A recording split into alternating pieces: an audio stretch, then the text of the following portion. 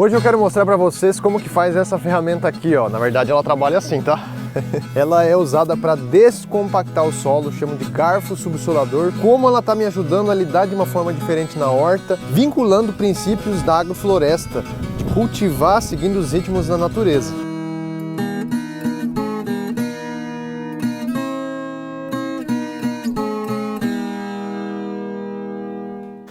Fala, turma! Tudo chique-lique com vocês? Por aqui tudo chique-lique. Eu sou o Luciano, esse aqui é o canal Ser Rural. Esse é o nosso segundo canal. Esse aqui a gente está tentando trabalhar mais objetivamente algumas dicas, passo a passos, truques que a gente está usando aqui no sítio que possam ser oportunos, possam ser positivos aí também na realidade de vocês. Nós aqui estamos buscando uma vida mais conectada com a natureza, uma vida mais saudável. A gente procura cultivar os nossos alimentos, tenta obter os recursos o máximo possível do sítio aqui, do ambiente que a gente vive. Bom, e hoje a ideia é falar do garfo subsolador, que eu mostrei aí no início, né? Ó, é um cabo com essas hastes de ferro. Esse aqui é um modelo, né? Existem outros modelos, mas antes de falar dele especificamente, vou compartilhar com vocês um pouco de como está funcionando o nosso sistema aqui e como essa ferramenta pode ser potencializada, ou ela pode potencializar os nossos cultivos. E com um apontamento muito importante, gente, eu tenho duas hérnias de disco. Eu não conseguia mais fazer horta com enxadão, com enxada, picareta, porque isso exige muito da minha coluna. Se eu fazia algo muito pequeno. E com esse garfo aqui, eu tô conseguindo ter uma autonomia, ter uma condição de fazer muito mais. E minhas hérnias são bem sinceras, viu? Que se eu forço elas apitam mesmo, elas me deixam de cama. Tô aqui numa área bem compactada, um solo bem compactado, porque é espaço que a gente está transitando primeiro com a ferramenta que eu sempre conheci de fazer horta. Então é isso aqui, né, gente?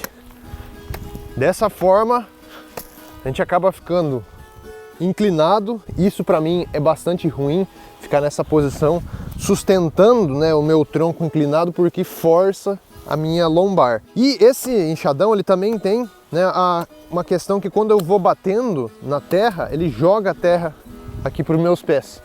Então ele vai criando, de uma certa forma, um revirar do solo. Ele tende a misturar mais as camadas do solo. Porque isso aqui, você bate e você vai puxando, né? É como se você estivesse fazendo uma mistura.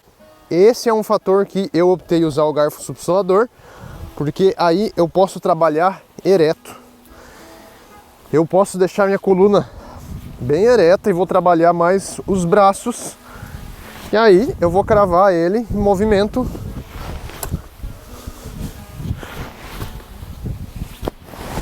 Claro, gente, que as ferramentas são diferentes. Então há aplicações que esse aqui não faz o que esse aqui faz. Tem situações que pode ser que esse aqui cavoca mais que esse. Tem que avaliar, né? E tem momentos que eu uso os dois também. Tem lugar que não dá para ficar em pé, eu uso esse aqui porque fico mais inclinado. Tem lugar que tem que revirar bastante canteiro, esse aqui eu fico ereto. Eu vou exigir às vezes bastante dos meus braços, mas para mim é muito melhor trabalhar a musculatura do meu braço do que sobrecarregar a lombar. Essa vantagem ergonômica para mim é muito considerável quando eu falo do garfo subsolador. E como eu falei, né, esse aqui revira o solo. O garfo subsolador, ele tem uma maneira de mexer o solo que ele solta sem estar misturando tanto.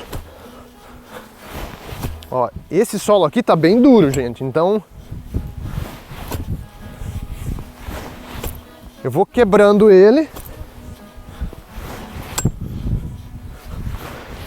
e ele não joga, ó, eu só quebro as lascas de solo para o lado. E ao contrário do que normalmente a gente pensa, o solo não é um punhado de areia, como se fosse só um monte de grãos, né, de areia, silt e argila.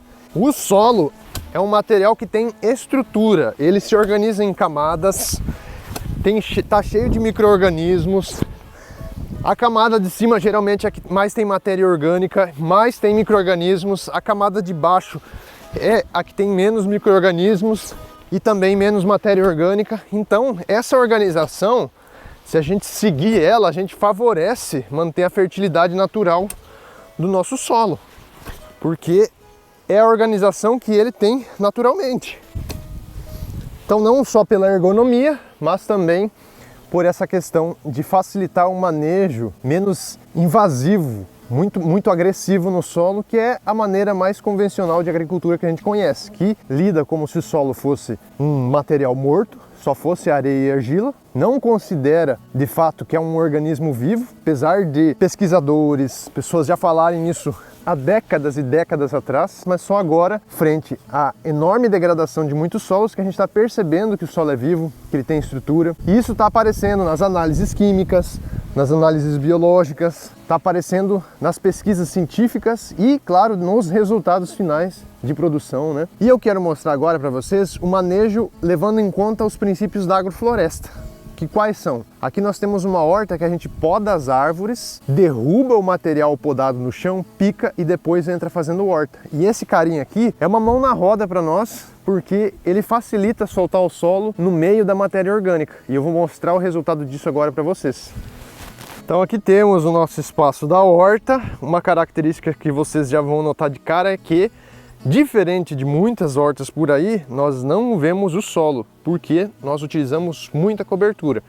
Não é só material da poda das árvores, vocês veem as árvores podadas aí, né? A gente desce toda a copa delas na época de horta e joga esse material no chão, mas não é só o material delas, a gente está frequentemente, quando pode, quando tem isso disponível, trazendo cobertura para a horta. Aqui a gente usou capim mombaça para fazer proteção do solo. Gente, isso aqui é um leque enorme de benefícios, vocês não têm ideia, quem cultiva sabe o quanto é bom. Então antes da gente começar a temporada de horta desse ano, nós podamos as árvores. Tá, mas depois que a gente podou as árvores, vai ter muito material sobre o solo. Vocês podem ver aqui, ó, quanto galho. Para muitas pessoas isso aqui pode soar como: meu Deus, que bagunça, que sujeira, que difícil pensar a horta desse jeito, né? A gente é tão acostumado a ver aquele solo nu, solo pelado. E olha só como tá ficando.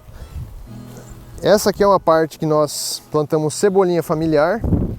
A gente transplantou as mudas dela recentemente. E olha só, aqui ó, eu abri com o garfo. Eu não soltei todo o solo do canteiro inteiro, porque quando a gente fez a primeira vez, renovou esse espaço de horta, a gente já fez uma subsolagem profunda. Depois da primeira subsolagem profunda, a gente estava com o solo sem cobertura nenhuma naquela época. Soltou bem, pode pôr um calcário, adiciona um composto, algum esterco e depois capricha na cobertura. É isso que a gente fez. Depois tentou deixar o máximo possível do solo coberto. Cobertura generosa, a gente tem ó, muito material aqui cobrindo o solo. E aí o que acontece? Depois que a gente fez a primeira descompactação e manteve essa cobertura boa em cima, ele não se compacta tanto. Que, gente, até a chuva é capaz de compactar o solo. A própria falta de matéria orgânica, de ter material de folha, de galho, resíduos se decompondo, ajuda a criar compactação no solo. Você vai ficando só areia e argila, ele vai ficando material para bioconstrução, né? Vai virar um tijolo, né? Na bioconstrução, a gente nunca pode pegar terra com matéria orgânica. Por quê? Porque o tijolo, para a bioconstrução, fica ruim, ele não dá ligação. E aí, né, agora, como já tem muita matéria orgânica, o solo está com um mínimo de preparo, eu venho só soltando com o garfo no alinhamento das mudas. Então eu vim cravando ele aqui, ó, e o material que atrapalha, que às vezes não está tão decomposto ainda, como esse galho aqui, ó, eu vou deixando no meio. Então eu vou cravando em cima do material. E aquilo que é grosseiro eu vou colocando entre as linhas. E olha só, isso aqui não é um colchão que vai formar solo de floresta. Sim, mas isso aqui é restos do quiabo. Quem acompanhou vídeos anteriores lembra do nosso cultivo de quiabo que tinha aqui. Então, gente, isso aqui não é sujeira, isso aqui não é lixo. A gente com o garfo consegue manter esse material aqui no próprio canteiro. Aí, ó, aqui eu vou dar o distanciamento, porque aqui já tem 3 linhas de cebolinha. E eu vou dar aqui uns 50 centímetros para iniciar o novo canteiro. Olha só. Então, como eu disse, esse solo aqui já foi trabalhado a primeira vez, né? Não é um solo hiper mega compactado, igual um lugar que às vezes a gente está iniciando a horta pela primeira vez. E manter a matéria orgânica sobre o solo é fundamental para a gente não ter um solo hipercompactado.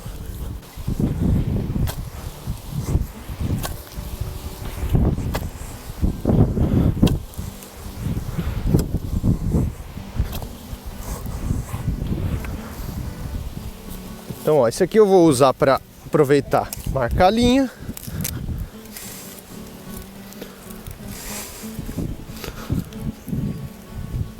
Isso aqui, que pode incomodar aqui no trilho, eu vou deixar aqui do lado, que ele vai ficar na entrelinha.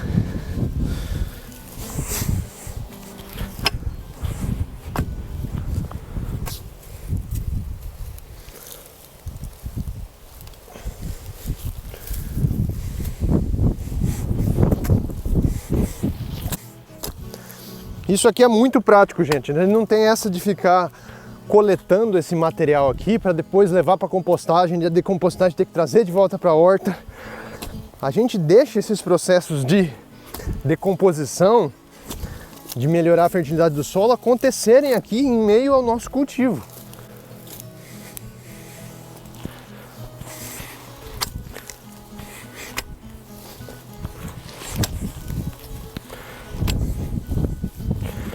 Olhem a facilidade que eu tive para deixar uma linha do canteiro pronta.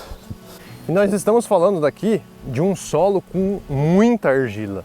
A região onde a gente mora é um solo extremamente argiloso no oeste do Paraná. Em lugares que o solo é mais arenoso, esse garfo aqui solta muito mais fácil o solo. É possível até usar garfos maiores, com mais dentes, com uma largura maior. E esse aqui é o resultado, gente, a linha. E aqui, de uma maneira muito fácil, ó, o garfo, ele já, quando a gente mexe ele para os lados, ele dá uma empurrada na matéria orgânica e concentra ela aqui na linha ou no corredor. Então tem uma terra fofinha. E vocês viram que eu atolei o garfo aqui, né? Eu coloquei ele por completo dentro do solo, então dali de cerca de 20 a 25 centímetros de profundidade para a planta inserir suas raízes num solo super protegido, que ele sofre pouquíssimo com a compactação. Até mesmo quando a gente caminha aqui em cima, esse colchão de matéria orgânica, quando a gente pisa, ele impede que crie aquela compactação de solo exposto, que é tipo aquele solo de estacionamento, né? Aqui, ó, a gente vê um tijolo montado aqui, ó. Teve alguns canteiros que nós adicionamos um esterco, um composto na linha, mas nesse último aqui não foi posto nada. Como era uma terra que a gente já havia feito uma adubação pro quiabo, a gente só abriu os cortes aqui na palhada, né? E já veio inserindo as mudinhas de cebola familiar. E aqui poderia estar fazendo da mesma forma. Então, independente se o solo está coberto igual da forma que a gente está utilizando ou se ele está desse jeito, o garfo é uma ótima ferramenta para a gente ter no nosso kit de ferramentas manuais. Há alguns modelos de garfo que eles vêm com duas hastes aqui, dois cabos, né? Um em cada lateral. Aí nesse caso eu pegaria nas hastes laterais, eu subo aqui em cima e vou fazer esse movimento aqui com o peso do meu corpo, ele vai cravando no solo, né? Eu sinceramente tenho gostado desse aqui porque o nosso solo é pesado. Como eu falei, ele tem bastante argila. Eu tenho notado que quando eu faço o teste, subindo em cima do garfo e tentando cravar ele com o meu peso, ele não é tão eficiente igual quando eu solto ele batendo o garfo. Mas há situações que o garfo ele pode funcionar melhor daquele modelo que tem os dois cabos subindo em cima. Aí eu esqueci de dizer também que nesse tamanho eu tenho gostado porque ele é mais versátil. Eu posso usar para descompactar esse solo mais duro ou também para pequenas intervenções, como por exemplo, tem situações que eu levo algumas sementes no bolso, ou um saquinho de sementes, ou mudas de estaca, né? E eu quero só incrementar outras espécies no meio da agrofloresta dos cultivos. Então esse garfo aqui, ó, ele não é tão largo e com um cabo só ele permite um manuseio mais pontual. Eu venho aqui, ó, consigo às vezes soltar o solo. Por exemplo, se eu tivesse alguma estaca de alguma planta, eu viria aqui e só cravo ela para ela brotar, poderia ser semente. Então, para mim tem sido uma mão na roda. E como esse garfo não é comum, não é fácil de encontrar, porque é uma ferramenta consideravelmente nova, né? Eu vou dimensionar cada parte de ferro, ele é feito todo de ferro, de aço. Então aqui de cabo eu estou usando um cabo de 1,23 m. Ele tem de comprimento 1,23 m e de espessura ele tem 3,1 centímetros, 3 centímetros e 1 milímetro. De espessura do cano, ele é um cano mais grossinho, vai ter quase que uns 2 milímetros. Gente, a espessura aqui ele tá meio amassado, mas é um tubo que vai ter de 1 a 2 milímetros de grossura. É um tubo grosso, forte e pesado. Pode ser para quem tenha, às vezes, alguma dificuldade no braço, que não pode fazer muita força. Pode ser que seja interessante usar um cabo um pouco mais leve para criar uma ferramenta mais leve. Isso tem ganho bônus e ônus, né? Porque o garfo pesado, às vezes, ele também facilita cravar no solo, mas num exercício muito repetitivo isso também pode cansar e fazer com que a gente não aguente fazer o serviço. De largura, o garfo tem 30 centímetros e aqui é uma cantoneira de 4,5 centímetros. Então tem o cabo principal, uma cantoneira, né, ela faz tipo um L aqui. Ela tem 4,5 centímetros de cada lado. Aqui também nós temos uns 3 milímetros de espessura da cantoneira, tá sendo suficiente, nunca entortou, deu problema. As 4 hastes dele estão separadas por cerca de 8, 9 centímetros. Primeiro tem 9, 8,5, 8,5. 8,5 a 9 centímetros e a espessura do ferro usado aqui é de 1 centímetro, 1,1 centímetro. Então é um ferro, um aço mole que a gente fala, não é ferro de construção. Ele tem vantagens e desvantagens, porque esse aço mole, ele entorta fácil, mas eu também desentorto fácil. Aqueles aços de ferro de construção, ele é característico porque tem um desenhinho. Seria esse ferro aqui, ó. É o ferro usado na construção civil. Ele tem esses detalhes aqui, ó. Ele tem uma estria do lado, esses detalhes que é para prender no meio do concreto. E é um aço que ele é mais duro, ele entorta com mais dificuldade e também desentorta com mais dificuldade. Eu não sei exatamente como esse ferro aqui se comportaria, mas para nós está funcionando o aço mais mole, e aqui na ponta foi batido com a marreta. Aí foi amassando para criar esse dente, meio que cria uma ponta de corte aqui, né? E ainda houve uma solda, isso aqui eu fiz mais tarde, a chapinha que também tem 3 milímetros, e a gente fez um reforço para o garfo suportar mais as pancadas. Se pegar pedra, se pegar galho, eles acabam dando uma entortadinha, mas daí eu tenho ferramentas aqui que eu venho, encaixo e ajusto. O aço é mole, até então não quebrou não. Depende de um aço mais duro, se ele entorta, desentorta, ele pode quebrar mais fácil. E é muito fácil de achar matéria-prima para isso aqui no ferro velho. Levar num ferreiro, uma serralheria e quem sabe encontrar algo desse tipo. Há algumas opções na internet para comprar, eu já vi que tem até os modelos mais largos. Como eu falei, esse aqui tem 30 centímetros, tem alguns que tem até 50 centímetros. E aí, né, você consegue ter, dependendo do tipo de solo, um rendimento muito maior. Mas como eu falei, por exemplo, para intervenções mais pontuais, eu adoro esse modelo aqui. Então tá aí, gente, esse é o nosso garfo subsolador, uma ferramenta feita em casa com um material que estava sobrando nos cantos por aí. Tá funcionando legal para o nosso solo super argiloso. Eu recomendo muito vocês fazerem o teste, não só do garfo, mas também de experimentarem fazer o solo coberto igual a gente está fazendo. Eu tô achando que tá agilizando muito, a gente mantém muito a umidade, a gente não abandona o ciclo de fertilidade natural do solo, porque cobertura de solo é pré-requisito na natureza para manter a fertilidade. Quando a gente tira a cobertura, a gente condena o solo à degradação. Essa é a matemática da natureza. E espero que a gente tenha ajudado vocês. Deixa o like, compartilha, se inscreve, considere se tornar apoiador, tem link aqui embaixo. E sempre avante, mais um passo rumo à autonomia.